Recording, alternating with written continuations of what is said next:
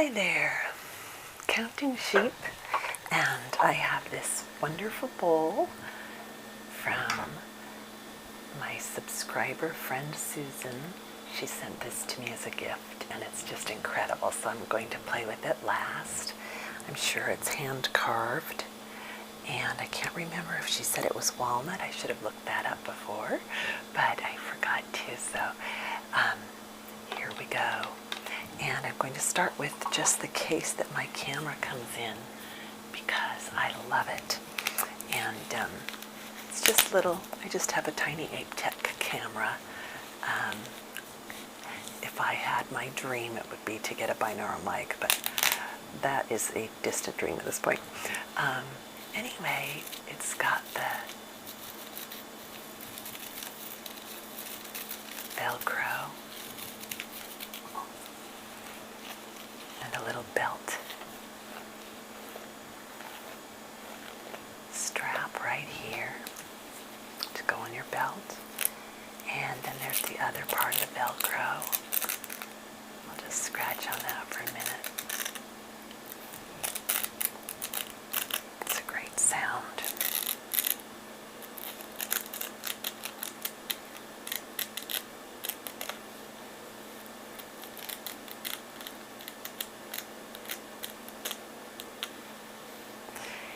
And I like this case because my little camera fits inside, and then it also has this little tiny pocket for the remote.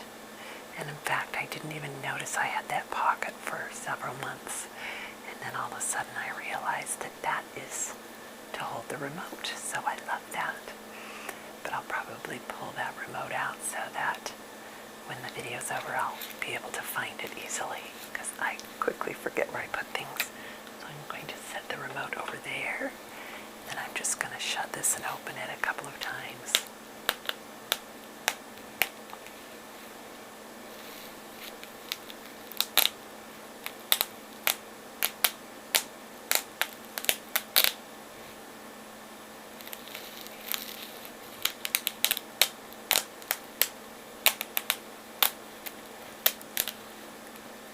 So that's my camera case.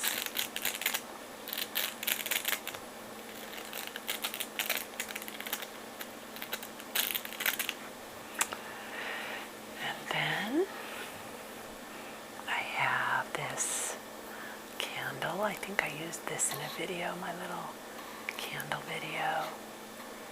I might have used my glass one, I'm not sure. But it has a wonderful fragrance to it. And I've burned it for quite a while. Rosemary and citrus. I think I have used this before, but I'm going to play with it because it makes lots of great sounds.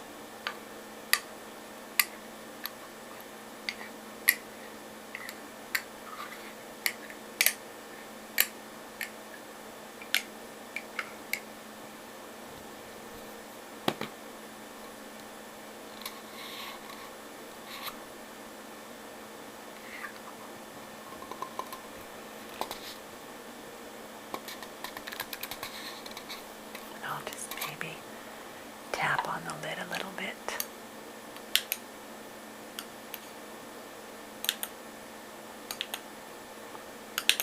It's got a nice light sound to it.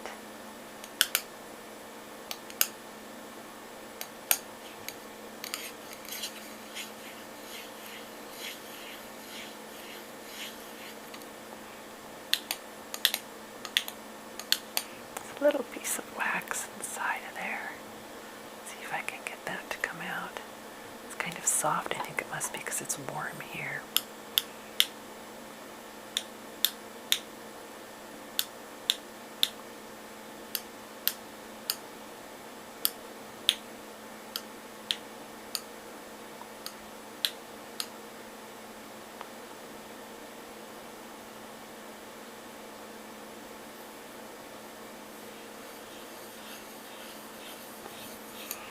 Then I'll play with the candle base and tap on that a little bit too.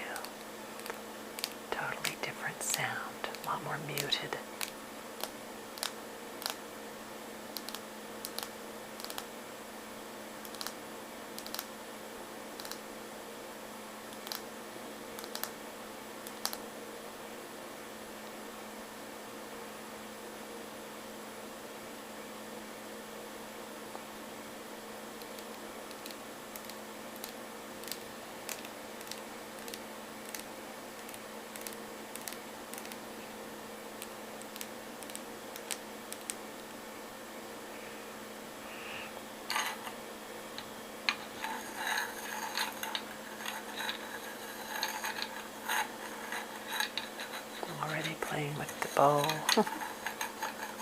That's a great sound. I think I'm going to keep that in there and play with that some more. The last of the triggers is this wonderful black and white smooth stone.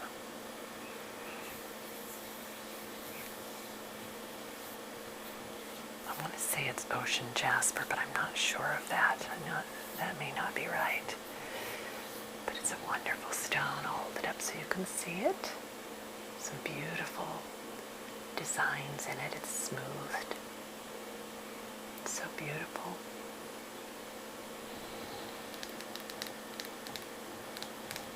Let's see if I can tap these two together. What I hear. Oh, I like that.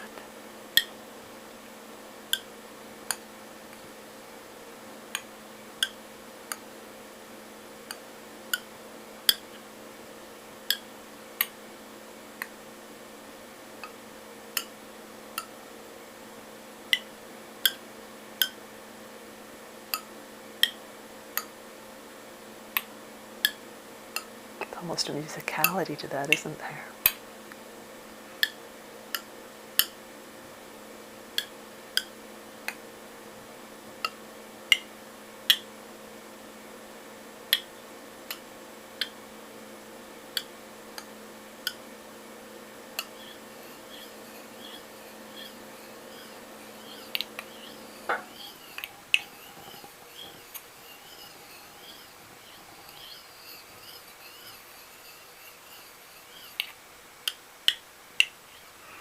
Okay, now I'm going to play with this beautiful bowl, and I'll use some different things to play on it, and then I'll just use my hands on it, which will be my favorite part, I'm sure. So first, I'll just kind of play with the lid against those textures. Susan said she had stones in it, and that she would run her hands through the stones by her bed, and she just loved it. So it was awfully good of her to send it to me and let me enjoy it here. Sometimes I put my farmer's market finds in it. Sometimes I put my stones in it. Sometimes I put a candle in it.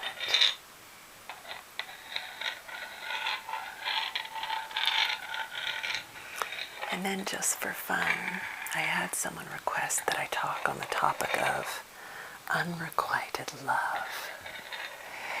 And we all have experienced, I think, unrequited love at some point in our life when you like someone and you don't feel like they're loving you back or liking you back. Anton Chekhov, the great Russian playwright and short story novelist, or a short story, I guess that wouldn't be a novelist.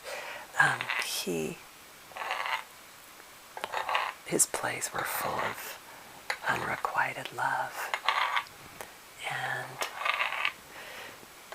I think,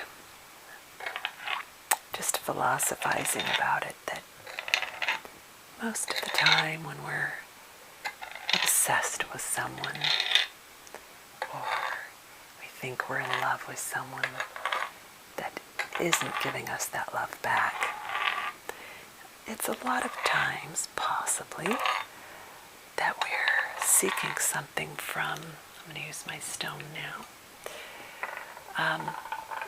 that we're looking for something in the relationship that we didn't get from our own primary relationships in our families. If we've went through feeling invisible as children, a lot of times we attract relationships where we feel invisible, or that we weren't heard or seen properly as a child, or we experienced it that way. Then a lot of times we'll attract someone who we experience not feeling seen or heard with. If a parent was unavailable emotionally or physically, if they weren't home or didn't give us physical affection as a parent, sometimes we maybe attract people who are unavailable. I've got my stories and my patterns that I notice that I attract or create. And so, depending on the other philosophies that you find out there, you can sometimes heal some of that by acknowledging and giving to yourself those things. If you feel like you're not seen or not heard, make sure that you are seeing and hearing and loving and appreciating yourself as best you can, and that you do things that are kind to you. One of the things I find that really gives me quick relief is when I say, I forgive myself. So if I'm feeling upset about something, or I'm like, why can't I move through this issue? Why is this triggering me so much? If I just say, oh, I forgive myself for attracting this, or for still not being, haven't worked through this issue fully, or something like that. I find that if I just say, I forgive you, oh, the camera's going in and out of focus. Let's see if I can help that. Perfect. I forgive you for struggling.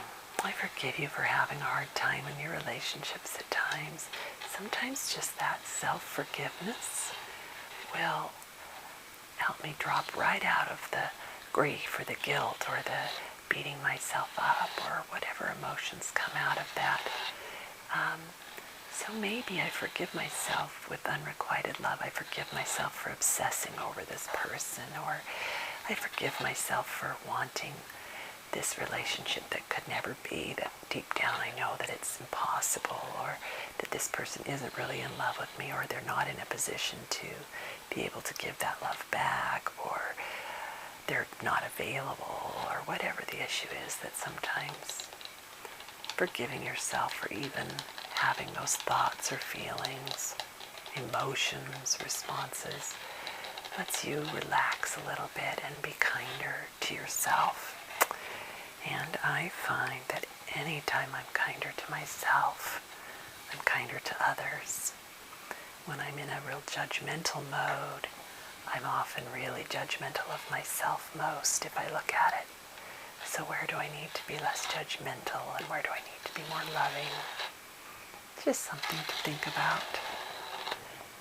Now I'm just going to do a slow countdown while I play with this bowl and hope. Oh, my mic is tipped. I hope that that's not been knocking the whole time. I'll just do a countdown from 50 to 0. Okay? 50, 49,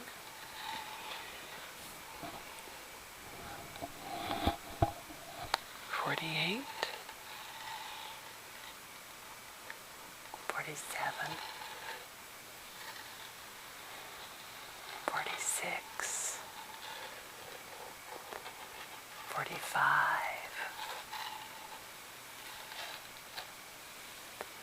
44, 43, 42, 41,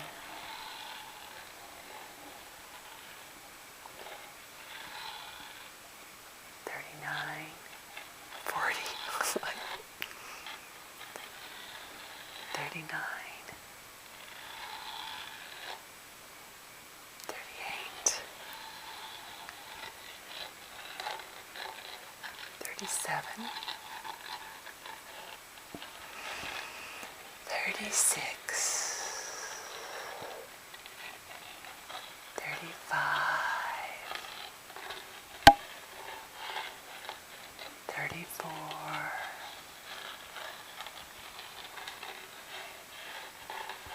33, 32,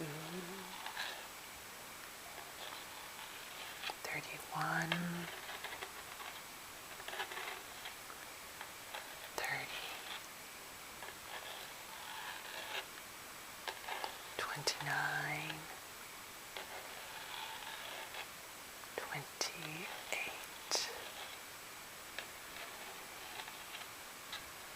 27, 26, 25, 24, 23, 22, 21,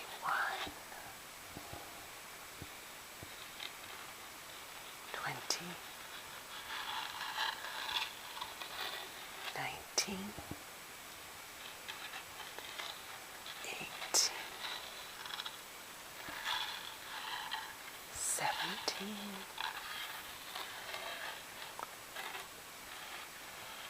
16,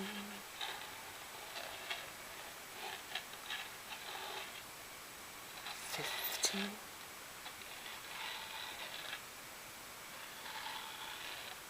14, 13, 12, 11,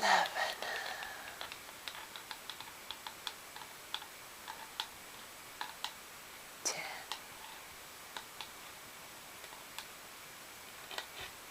9,